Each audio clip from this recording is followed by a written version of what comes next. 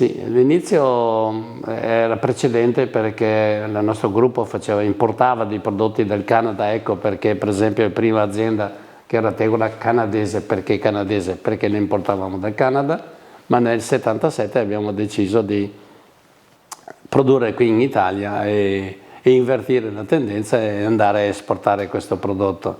Sono passati tanti anni, è vero, ma il primo stabilimento è stato qui a Vittorio Veneto, il primo stabilimento del nostro gruppo e la prima azienda nostra era Tegola Canadese, la nostra azienda storica. Beh sì, andando in giro per il mondo abbiamo visto cosa si faceva negli altri paesi, abbiamo cercato la maggior parte di perfezionare sistemi, perfezionare prodotti e uscire da quello che è il campo della copertura, andando anche, io dicevo, siamo caduti dal tetto, ci siamo trovati nelle fondazioni, per esempio, e lì abbiamo sviluppato un nuovo settore che è la Tema, che si è specializzata inizialmente solo per le fondazioni, poi per tanti altri prodotti e così altri prodotti sempre nel campo dell'edilizia, ma che viaggiano dagli isolamenti termici, isolamenti acustici,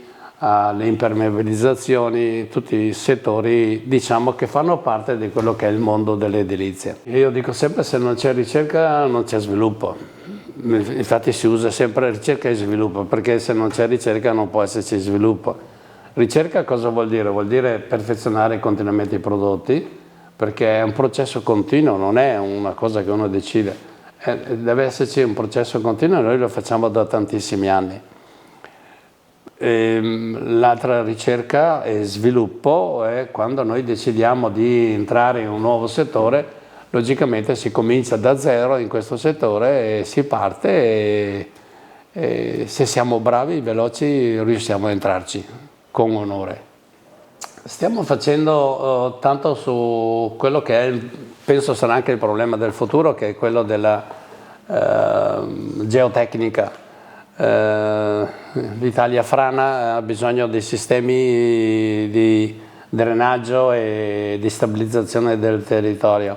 Sulla geotecnica abbiamo veramente dei grandi investimenti, siamo presenti con stabilimenti dagli Stati Uniti alla Russia, alla Spagna, alla Turchia, facciamo molto, Italia logicamente, Romania e non so quanti altri paesi, dove cerchiamo, in base anche alle abitudini locali, di creare dei prodotti che possano risolvere questi grandi problemi. Alcuni prodotti sono tipici d'Italia, per esempio che non sono trasportabili, l'isolamento per esempio termico è difficilmente esportabile perché si esporta aria, si trasporta aria, ma la maggior parte delle nostre aziende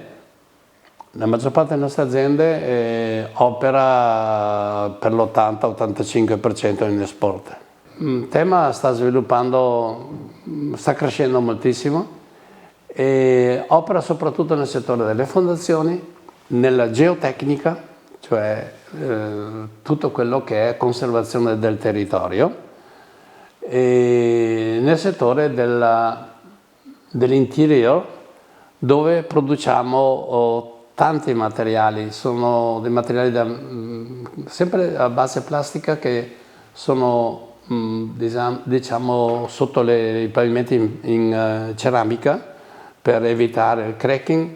Operiamo nel settore del pannelli in polistirolo trattati per fare, esportiamo tantissimo questo, soprattutto negli Stati Uniti, per fare le docce, per fare i bagni, per fare le saune, tutti questi materiali che sono prodotti veramente in grande sviluppo.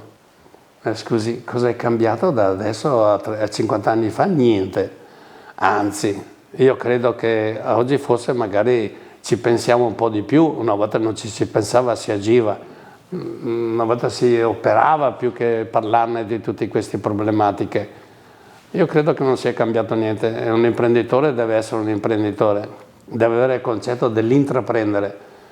Se io vedo, noi abbiamo un bel panorama del mio ufficio, c'è una montagna, lei cosa ne pensa? Se guarda quella montagna cosa le viene in mente?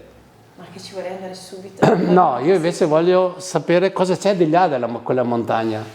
E sa cosa ci sarà di là della montagna?